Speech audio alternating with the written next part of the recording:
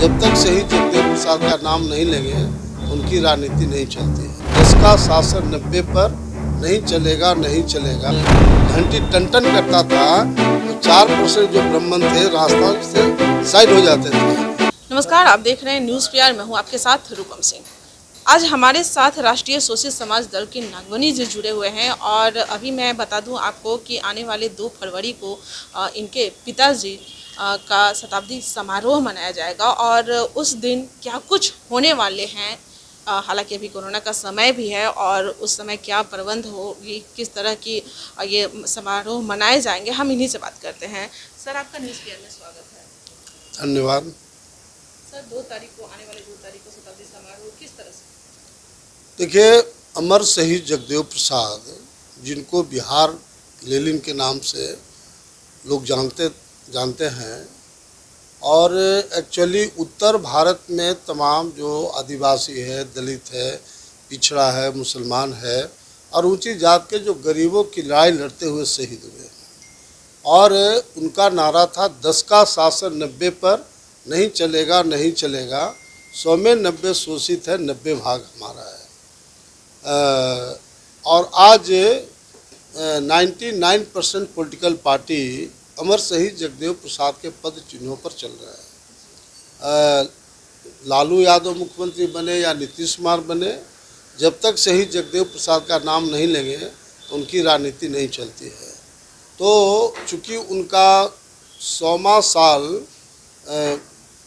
हो गया ये 2 फरवरी को, तो इसीलिए इस बार काफ़ी बड़े पैमाने पर शहीद जगदेव शताब्दी समारोह मनाने का हम लोगों ने तैयारी किया था और लगातार अंदरूनी तौर पर सब जगह पूरे बिहार और झारखंड के पैमाने पर कार्यक्रम करना था। लेकिन नीतीश कुमार ने जानबूझ करके ये 6 तारीख तक इसका लॉकडाउन वाला जो है, कोरोना वाला, जिसमें कोई कार्यक्रम नहीं हो सकता है, परमिशन नहीं मिलता है, तो ये जानबूझ के नीतीश कुमार ने किया है।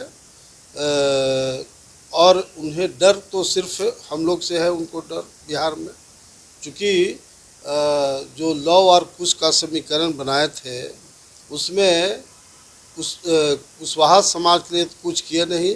सब दिन कुशवाहा को ठगने का काम किए, वैसे सभी को ठगने का काम कर रहे हैं।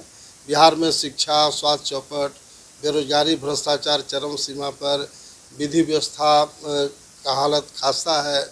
तो ऐसी स्थिति में हम लोगों ने पूरे बिहार झारखंड के जो प्रमुख हमारे पार्टी के और जो अमर शहीद जगदेव प्रसाद के लाखों समर्थक हैं, लाखों लाख, वो सब लोग को आमंत्रित किया है। तो उस दिन माल्यार्पण पटना स्थित जगदेव पथ में होगा और उसके बाद हमारे पार्टी में जो नए लोग जुड़ने वाले हैं उन लोग को हम लोग पदाधिकारी उस दिन बनाएंगे। तो ये मोटा मोटी उस दिन का हम लोग का कार्यक्रम है और ये 2 फरवरी से पूरे महीने तक पूरे बिहार और देश के पैमाने पर शताब्दी समारोह मनाया जाएगा। कोई पॉलिटिकल पार्टी ऐसा नहीं जो उनकी जयंती नहीं मनाता है। पहले बीजेपी जयंती नहीं मनाती थी, लेकिन बीजेपी का जो प्रेजेंट अध्यक्ष हैं उन्होंने खुद पिछली बार बिहार शरीफ में ऑर्गेनाइज करके उन्होंने शहीद जगदेव जयंती समारोह में जाने का काम किए। बिहार में कोई जिला ऐसा नहीं है जहां बड़े पैमाने पर शताब्दी समारोह मनाने की तैयारी नहीं चल रही है। तो चूँकि डॉक्टर भीमराव अंबेडकर साहब ने संविधान में प्रोविज़न किया तमाम हक और अधिकार के लिए, लेकिन उसको कार्यान्वित कराने के लिए श्री गणेश एक तरह से अमर शहीद जगदेव प्रसाद ने करने का काम किया है। उनका परिकल्पना तो काफ़ी बड़ा था, बहुत हद तक उनके परिकल्पना के आधार पर काम हुआ भी है। उन्होंने एक बार कहा था स्पष्ट रूप से कि बिहार का मुख्यमंत्री अब ऊंची जात का नहीं बनेगा, और आज सबके सामने है। अपर कास्ट के लोग मान के चलते हैं कि हम मुख्यमंत्री नहीं बनेंगे। तो उनका जो भविष्यवाणी था, महापुरुष थे, नेचुरल है कि जो महापुरुषों की बात होती है सत्य होती है। तो हम लोग उसी पैटर्न पर हम लोग 2 फरवरी को जयंती मनाएं।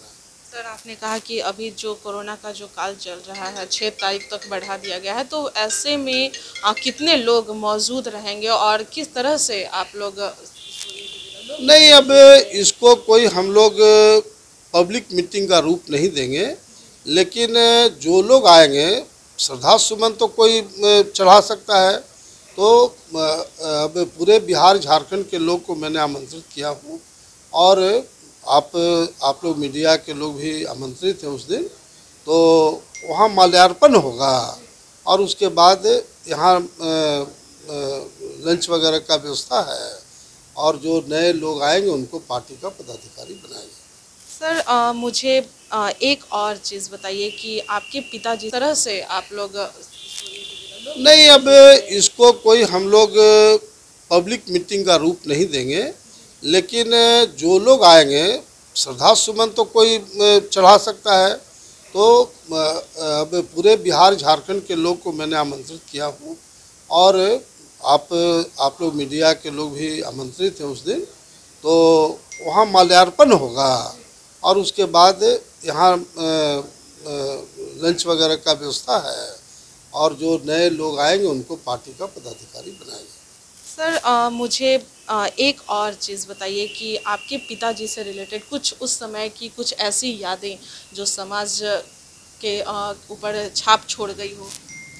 नहीं, ये तो बहुत ना यादें तो हजारों यादें हैं, लेकिन इतना तो सच्चाई है कि उस समय जो आदिवासी, दलित, पिछड़ा और मुसलमान जो 100 में 90% है बिहार में और देश में, उन लोग को जो बैकवर्ड दलित थे उनको मंदिर में लोग जाने नहीं देता था। कॉलेज में अगला बेंच पर कोई बैठ नहीं सकता था।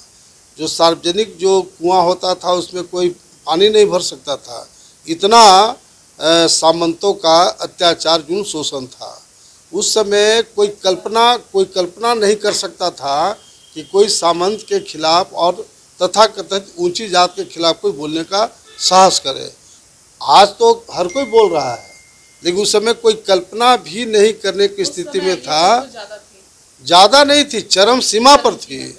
मैं आपको बताता हूँ कि मद्रास में जो 4% ब्राह्मण लोग थे, उन लोग शासन प्रशासन जुडिशरी पर कब्जा था और जो 94% जो गरीब थे उनके गला में घंटी बंधा होता था और कमर में झाड़ू बंधा रहता था।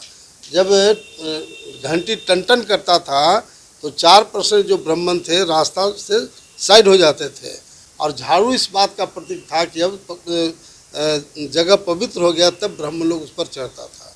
तो इतना शोषण अत्याचार था। लेकिन बिहार में भी माने बहुत ही अत्याचार जुल्म था। इसीलिए उन्होंने नारा दिया ना कि 10 का शासन 90 पर नहीं चलेगा, नहीं चलेगा। 100 में 90 शोषित है, 90 भाग हमारा है। आज देश का प्रधानमंत्री बैकवर्ड है। आज मैक्सिमम 90% चीफ मिनिस्टर बैकवर्ड है। आपका जो राष्ट्रपति है वो दलित है। किसका देन है? ये डॉक्टर भीमराव अंबेडकर साहब और शहीद जगदेव प्रसाद का देन। बहुत धन्यवाद। तो आपने सुना कि किस तरह से पहले जो जातिवाद होती थी, नीचे जाति के लोगों को आगे बढ़ने का मौका नहीं दिया जाता था, लेकिन जगदेव जी जिनकी बदौलत और भीमराव अंबेडकर जिनकी बदौलत इस तरह से जात पात को मिटा दिया गया और नीचे जाति के लोगों को भी आगे बढ़ने का मौका दिया गया। आज उन्हीं की देन है और 2 तारीख को उनकी वर्षगांठ मनाई जाएगी। फिलहाल आप सब लोग उसमें मौजूद रहें और न्यूज़ पीआर के माध्यम से इसको आप देख सकते हैं। फिलहाल बने रहें न्यूज़ पीआर के साथ। धन्यवाद।